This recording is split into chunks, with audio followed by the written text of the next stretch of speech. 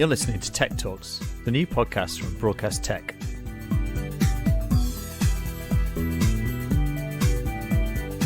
My name's Jake Bickerton, and I'm the editor of Broadcast Sport and Broadcast Tech magazines.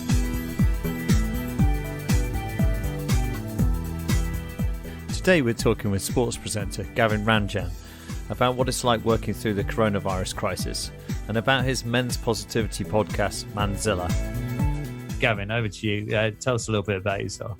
Well, thanks, Jake. Much appreciated. Yeah, I'm a sports presenter at BBC Sport and BBC News. This year meant to be gearing up for one of the biggest years of sport we've seen in many, many years. And not to be right now, anyhow.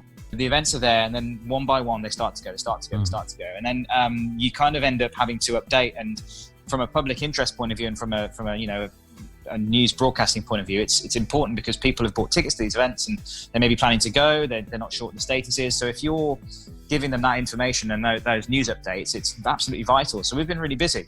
There's not much left to cancel now, is there? So what's next? It's one of those situations where you're living through history. There will be times, maybe hopefully within a few months, where we can look back on this and say, you know what, this is what the coronavirus COVID-19 epidemic was like to be in from a news point of view. It's obviously very uncertain and very, very worrying. Professional sports people are having to worry about what their future is going to look like after all this, and whether the clubs that they play for, the institutions that they're with, have the money to keep them on. They may not have a job in a few weeks' time. It could be that. It could be that stark. You're kind of having to look for the positivity as well as reporting the factual stuff. With the lockdown essentially across the UK, can you still get into the studios where you're currently working? We're key worker status, so we have to go in, and I have to say it is very eerie everywhere because there is nobody around, and social distancing. Everybody has to stay 2 meters away from anyone. So it's one of those situations where it feels so strange. Normally it's a very bustling, busy place, particularly in the newsrooms and particularly in the media hubs where we're based at. It seems very, very odd that there isn't anybody there. It's what we've been covering a lot in the last couple of days, seems to be esports. Are you finding at the BBC that you're covering more of that, or at least looking into the possibilities in esports? Well, esports is really interesting. It's one of those dimensions where it's growing quite considerably every year. I've been across esports, and I've taken an interest in it for the last maybe 3 or 4 years. And whether it becomes a mainstream thing, or whether it's an online thing, or just a YouTube thing, or a Twitch thing, I think there's still a lot of exploring to do, to be honest, with it. Whether it's a sustainable idea or mindset, whether it becomes something that is taken up long term. We should wait and see, I think, on that one. Manzilla, I want to talk a little bit about that. Tell us about your thinking behind it and how it's kind of adapted and changed, as you've been going along. I think we've done nearly 30 episodes now. Really stimulating project to work on.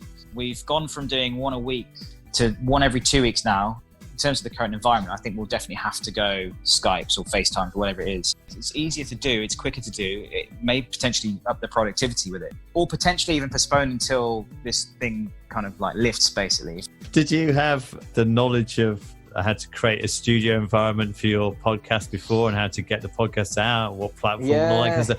I mean, that must have been quite a minefield initially, wasn't it? My gosh, yeah, it was a real minefield. I had no idea. I just went in to go see a few studios in London, and I started doing it professionally in the professional studios to begin with, just to get the sound good and have other things taken care of that I know that I wouldn't have been able to do myself to begin with. I had to learn about the sound recording equipment, I had to learn about the mics, I had to learn about the leads, what cables were needed, the levels, all that kind of stuff. It's really technical. I had like a vision of what I wanted it to look like, built the vision, and then everything kind of worked back from there. With coronavirus, everyone changing the way they're working, lots of remote working from home and all that kind of stuff. One of the talking points, I suppose, has been how you can go from an office environment where you're surrounded by lots of people every day to being isolated at home. Do you have any words of wisdom or any special advice on looking after your mental health while doing this kind of remote working? So I think it's a really tough time at the moment for everybody who is, being put under this lockdown. Naturally, we as humans are sociable people, and we kind of get our ideas and our creativity from when we spark off people. Face-to-face contact is, the primary way to do that. And so if that's taken away, it's very, very difficult.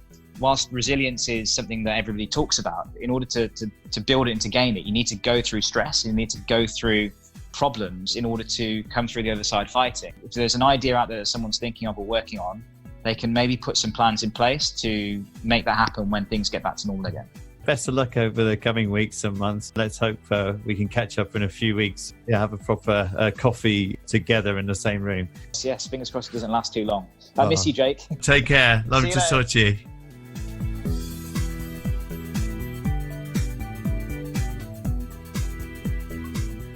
Thanks for listening to this episode of Broadcast Tech Talks. We've got plenty more where this came from, so subscribe now and we'll see you again soon.